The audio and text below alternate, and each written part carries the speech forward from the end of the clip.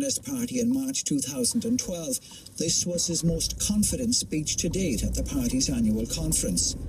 He inherited a UUP in decline, but that trend has been halted. His speech in the past hour had some blunt messages for Sinn Féin.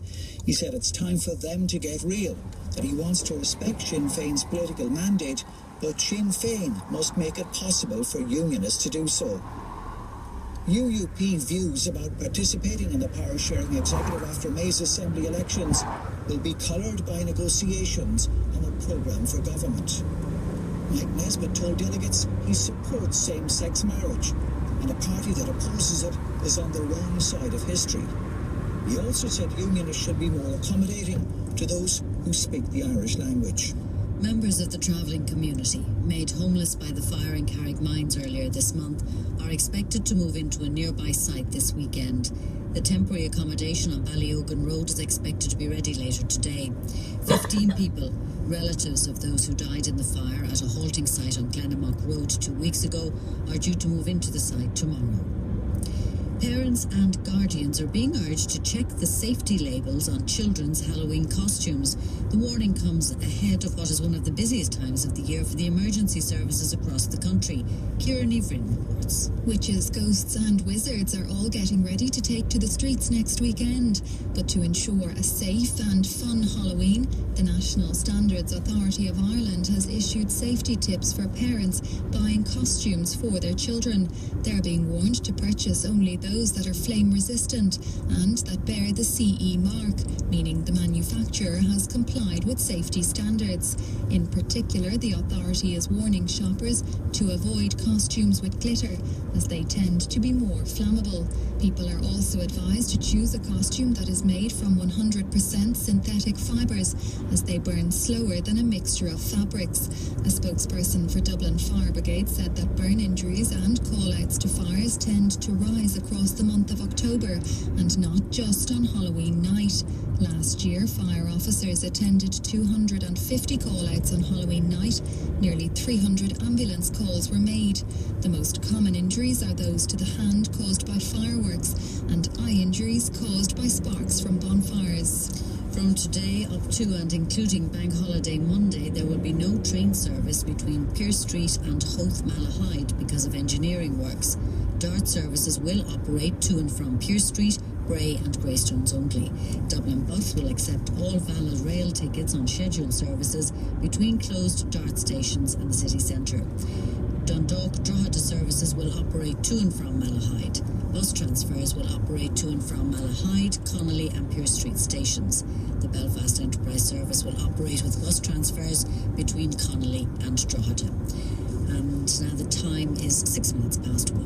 RTE Radio 1 weather with ESB Networks. Stay safe from overhead electricity wires when operating tall machinery. For emergencies, 1850 372 999.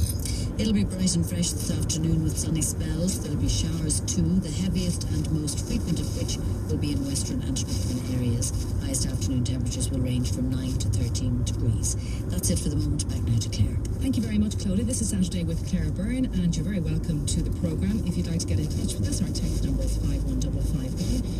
Our address, saturday@rte.ie, and the Twitter address is @SaturdayRTE. Let me introduce you to our panel, all of whom are here in studio. We have Barry Cowan, Fianna Fáil spokesperson on environment and local government and TD for Laois Offaly, Joe Costello, Labour TD for Dublin Central, Owen O'Brien, Sinn Féin councillor, Martina Devlin, author and columnist with the Irish Independent, and Noel Whelan, who is a barrister and columnist with the Irish Times. Now, the Police Service of Northern Ireland and MI5 said this week that the Army Council of the IRA still exists, and went on to say that the Army Council oversees and has some influence over the work of Sinn Féin. Now, the report has been strongly rejected by Sinn Féin, leading to heated rows this week. Owen O'Brien, I want to come to you first on this for obvious reasons. We'll start with what happened in the Dáil. Pádraig McLaughlin, when he was responding across the floor to Micheál Martin, when Micheál Martin brought this up, called him a gurrier. What do you say to that? I think it's true? That's right? It's certainly Sinn Féin people are very angry at the way in which people are, first of all, are misrepresenting the content of the report itself, and also somehow suggesting that we are less entitled to be public representatives and less entitled to do our job. I mean, even your own description of what the report says isn't accurate. The report doesn't say that the IRA Army Council still exists. The report says that some of the sources... It does. It's not what it says. And if you read the text of it, what it says is significantly different. What it says is the sources say they believe the IRA Army Council continues to exist. Sources for MI5 and... No, but it says members, but they are their sources. Of course. So it doesn't say that the IRA Council still exists, nor does it provide any evidence. It just says there is an opinion from their sources, and that's an opinion. People are entitled to it, but clearly Sinn Féin members strongly dispute that. There is also a report today in the Irish Sun newspaper which says that a senior Sinn Féin politician sits on the Army Council. What do you say to that? Sure, and I take that as seriously as I take any other piece of so-called investigative journalism from the Sun. There are clearly former IRA members who are now prominent members in Sinn Féin, and that is a good thing. It is part of the outworking of the peace process. But I have to say the distance that people have travelled from some of the things in this report to some of the claims people are making. The idea, for example, that the strategy of Sinn Féin is directed by a group of people in smoke-filled rooms that have nothing to do with our party is absurd. I'm a senior enough member. Let me make this point. I'm a senior enough member of the party. I've been around in the party north and south for 20 years. I sit on strategy groups, I sit on our corlas, and I'm telling you I know more than anybody who participated in that report about who decides the strategy of Sinn Féin, and it is the members of Sinn Féin and nobody else. So some of this stuff is just fanciful, I have to say. No, you want to come in there? Just a couple things. Firstly, I mean, let's be clear, unless he was also still a member of the IRA and when it's not, he wouldn't know who was on the Army Council. Because the senior members of Sinn Féin, who may also have been members of the Army Council for the last 30 years, presumably didn't go around to party events with a lapel badge saying, I'm a member of the Army Council. And there's a kind of a glaring gap in your capacity to analyse it, because you don't accept, for example, that Jerry Adams was even a member of Sinn Féin, whereas every single... I think I accept Jerry was a member of Sinn Féin. Sorry, no, the IRA, sorry. Every single security analyst, every single person who's covered detail, the police forces on both sides, the senior civil servants who ran the peace process, the government politicians who were sent to the peace process, not only imagined it, worked on the presumption that both Jerry Adams and Martin McGuinness were members of the Army Council. So I suppose when we hear Sinn Féin people tell us they know who is or isn't or was or wasn't on the Army Council, that's not the point I'm making. What I'm saying is... You're missing the point. What I'm saying is the people who decide the overarching strategy of Sinn Féin are members of Sinn Féin and members of Sinn Féin alone. Nobody else is telling us what to do. So you're saying that Owen O'Brien wouldn't know if a senior Sinn Féin politician was sitting on the Army Council? That's the way the IRB did it with originally independence movements. That's the way parliamentary organisations do it. It's an overlap, something usually, not entirely, of personnel. So if he doesn't ever accept that Jerry Adams was a member of the IRA, then he can't frankly assess whether the IRA Army Council currently exists.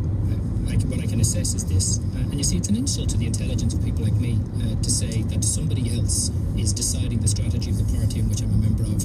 We decide our own strategy. We decide it in meetings that I attend. Noel is saying that. He's saying that there may be a duality of purpose up in senior leadership. What Noel is saying, including in his poorly informed article in yesterday's Irish Times, is that another organisation is deciding the strategy of Sinn Féin, and I'm saying flatly that is not true. But again, let's be clear. What the report says, it doesn't say that another strategy is telling Owen what to say today or Pierce Doherty what to say yesterday.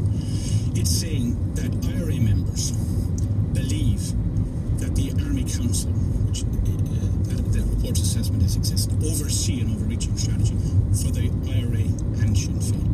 Now, I think you can discount Sinn Féin denials because they have no credibility on the question. Well, we have more credibility than the sources. Well, let's deal with that. Let's go back 20 years. 1996, Jerry McCabe was killed.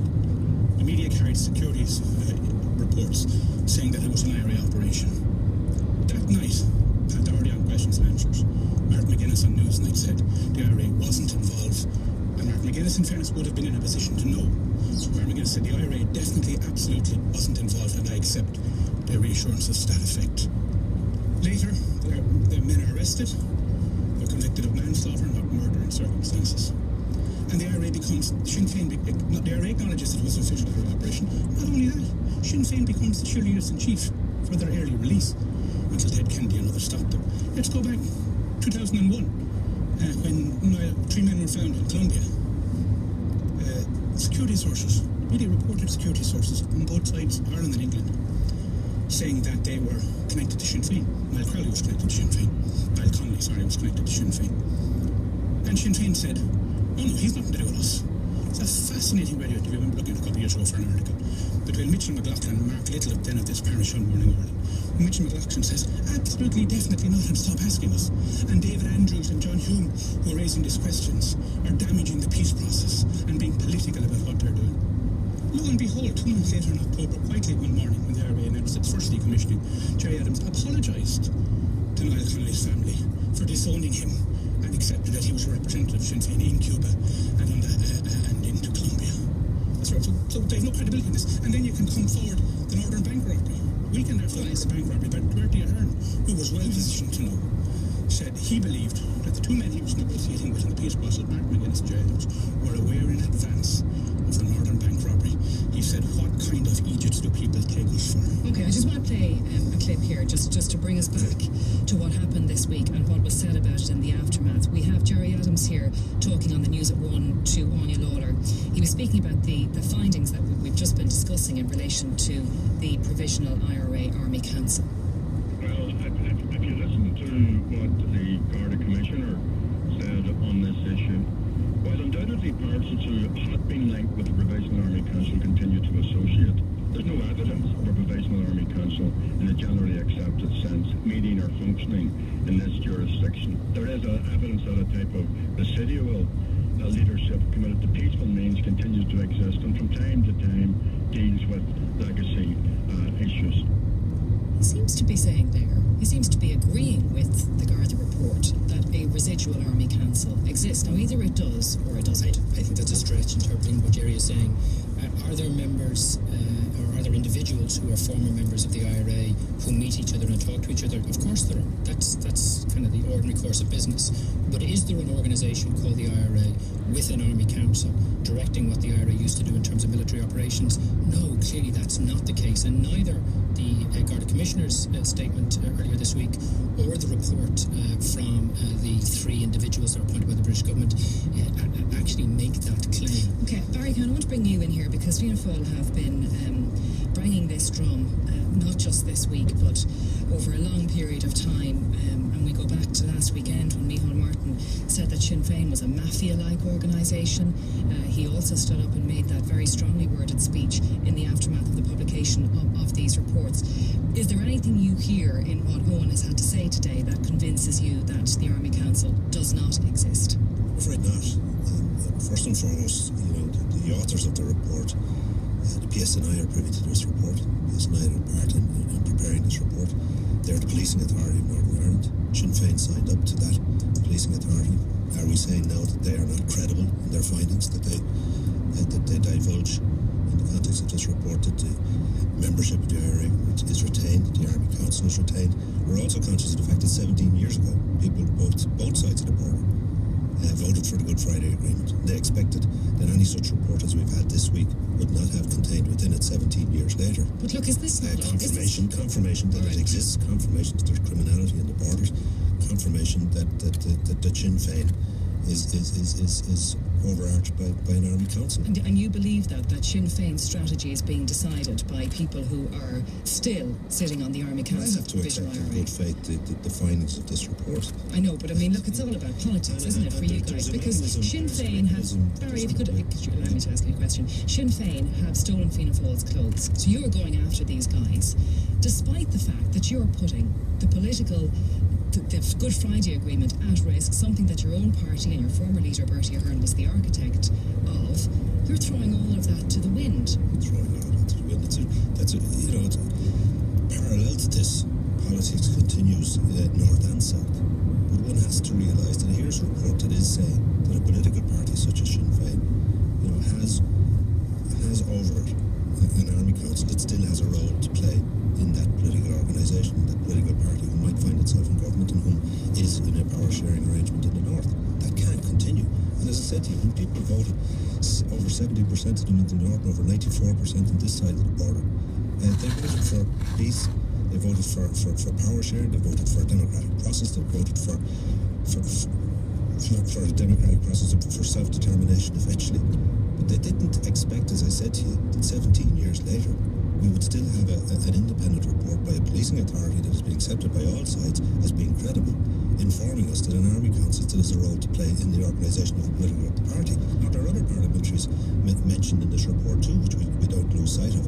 But we do recognise that talks have been reconvened. We do recognise there's an opportunity for Sinn Féin to gain some credibility within those talks and find a mechanism by which their organisation or their leadership can deal with this situation. And if it's a thing that this present leadership can't rid itself of the Army Council, can't rid itself of the IRA and members of the IRA having a role to play in that organisation, well, maybe it's time for, because I know there are plenty of decent members of Sinn Féin. You think it would be a good idea for Mary Lou McDonald to lead the party? Is that what you're saying? The rest of us, in the fact that this report has highlighted this issue again. Would you rather see Mary Lou McDonald leading the party? Is that what you're saying is needed? I'd rather see the leadership of the organisation of Sinn Féin addressing this issue in a way in which it might seek to resolve or rid itself of the influence that is obviously still exists. And that is not forthcoming, as other speakers have said here this morning, by the existing leadership and many members of the leadership. Well, I will come back to you in just a moment, but Joe Costello, you were accused, Jerry Adams, or accused your party of